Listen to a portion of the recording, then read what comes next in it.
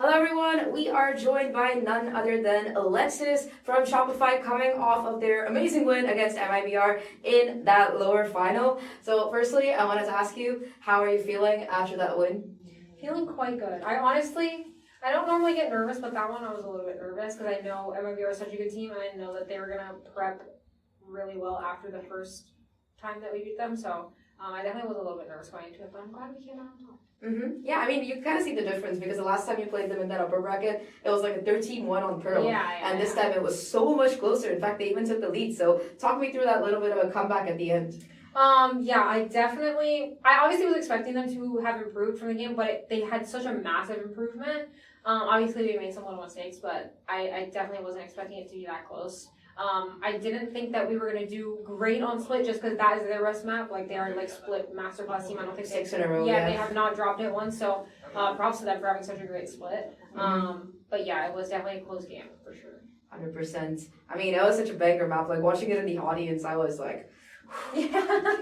How do you get like jitters sometimes on stage and stuff at this point? I don't get jitters, but my hands get sweaty. That's why I have a towel next to me so I can like wipe my hands. It's also like the hottest stage I've ever played on. Like, normally we're freezing on stage, but we're actually sweating this time. Oh wow, really? Yeah. It's freezing outside, so I guess they're like compensating for it. Turn the heat up. Yeah, literally. Well, it's helping you heat up as well, so I guess that helps. Period. I don't know if you've been asked this before, but yesterday was like your first loss on a LAN. So was it like different losing on LAN compared to losing online? Did it make it more difficult or something? Well, me and Mel have lost on LAN on Cloud9 a couple years ago, the first GC in 2022.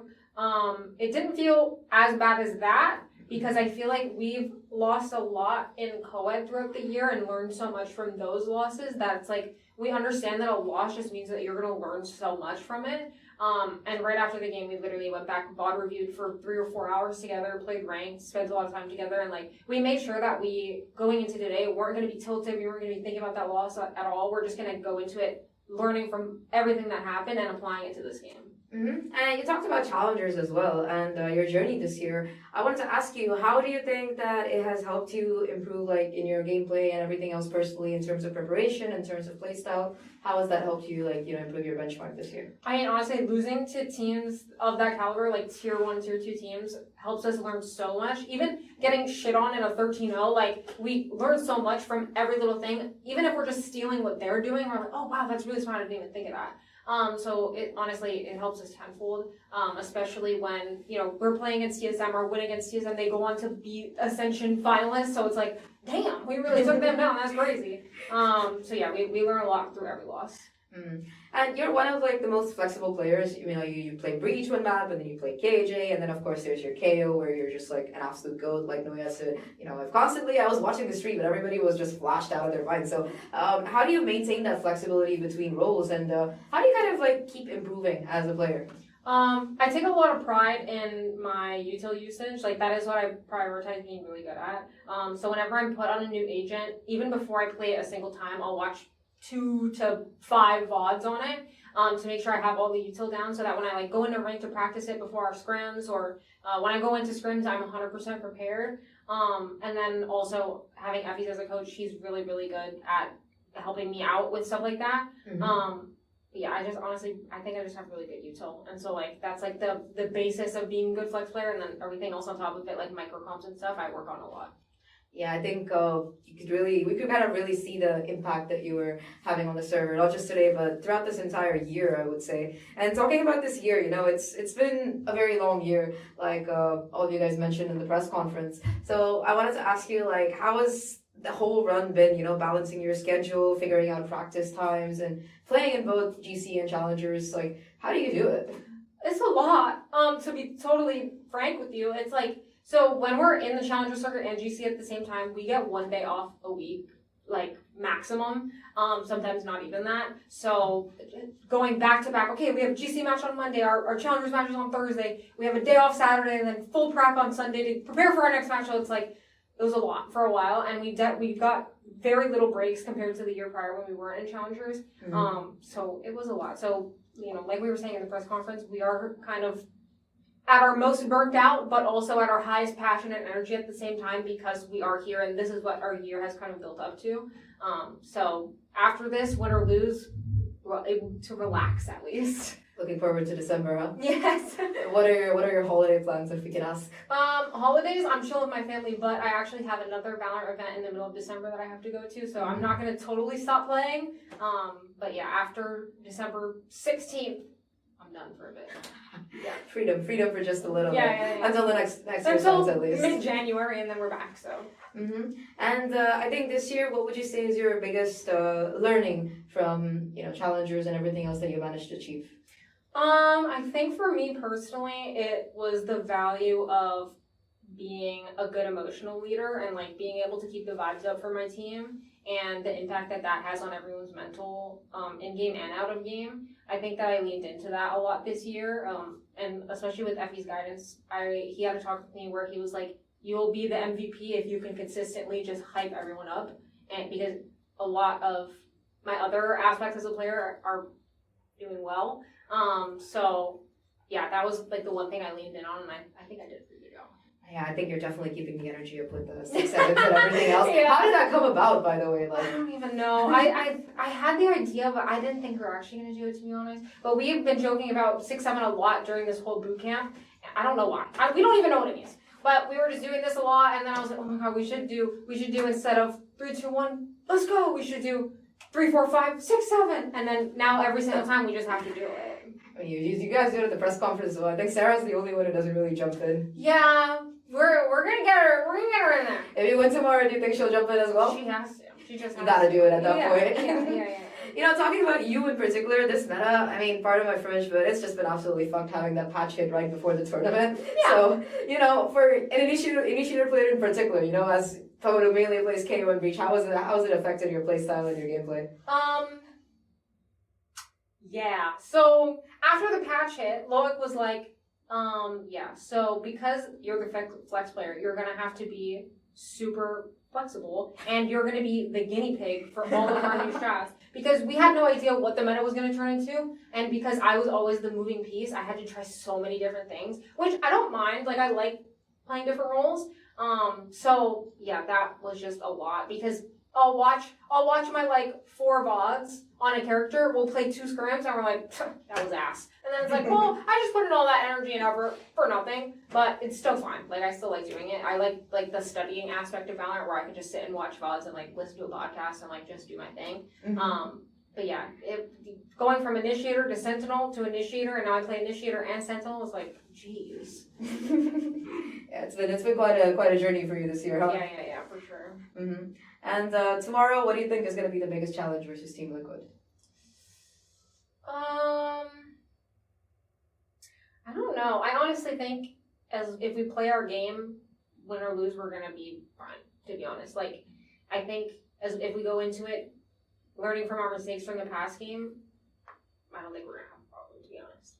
Do you think the double map ban is gonna cause problems for you guys? Well, we might have to play bind and perhaps not be great, but it's fine. Still best of 5. Yeah, it's okay. It's great. It's just one map. It's just one map. It's right. You'll be okay. Yeah. So I have some fun questions for you. I wanted to ask you, who's the most likely on your team to do some things? Okay. So the first thing, who's the most likely to forget the strat mid round and kind of just start doing their own thing?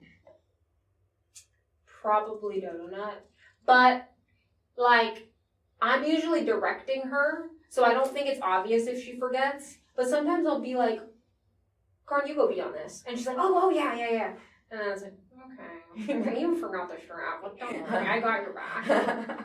Gotcha. Okay, and next, who's most likely to oversleep or be late to practice or something like that? Or does everyone actually wake up and stuff?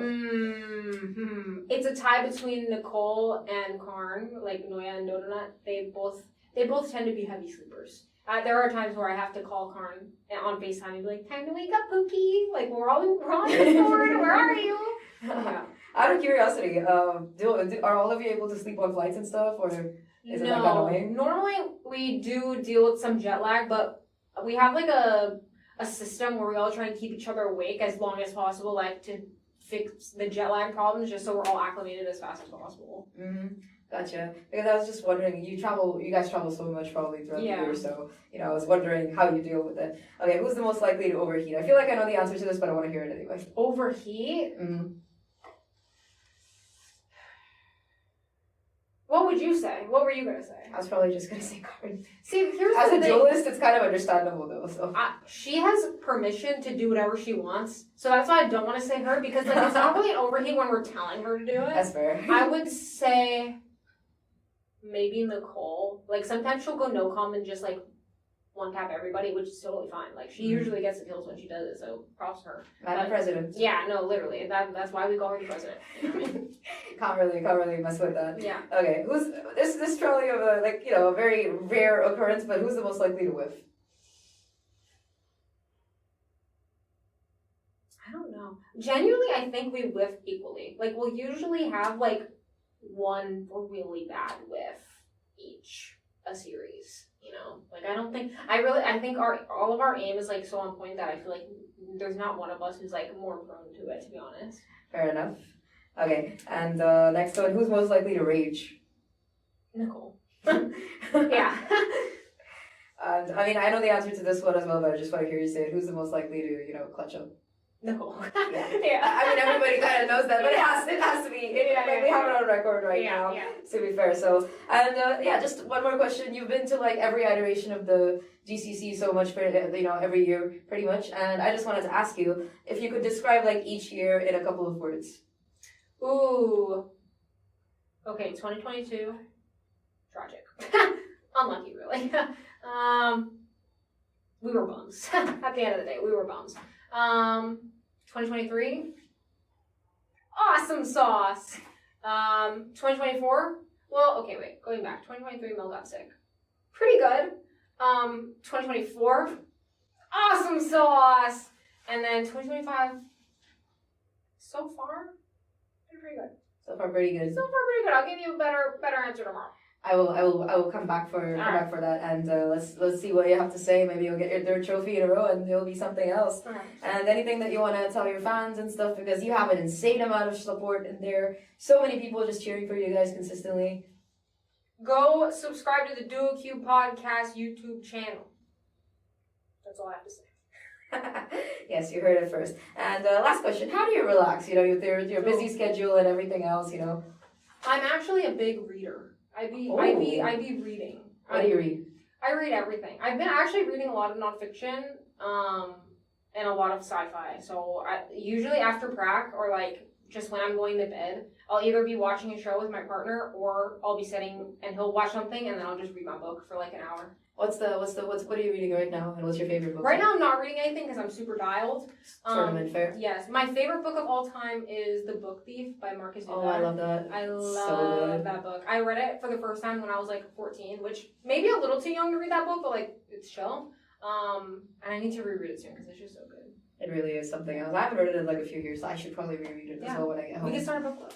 We could, honestly, yeah. Like Alexis and Zach's book club. I'm so down for that. Down. Yeah, I also really like sci-fi. So what was your sci-fi read of the year? Ooh, Project Hail Mary. That was so good, and it's becoming a movie soon. Oh really? Yeah. I didn't know that. I think are they having Matt Damon again? I think it's Ryan Gosling. Wow, let's go. Yeah, I think so. I could be wrong. I confused the Ryans. Maybe it's Reynolds. I don't know. It's one of them. One of the Ryans. Yeah, no, it's one of those, and it's coming out the beginning of next year. Oh, that's actually so nice. I really liked the book. It was really, so good. really good. Yeah. Anyways, I think that's about it. Anything that you want to say before you maybe give us the 670 emote or something? 6-7! Yep, you heard it from Alexis. Let's see if they're going to be able to get the 3P tomorrow. Thank you for joining us, and good luck. Thank you.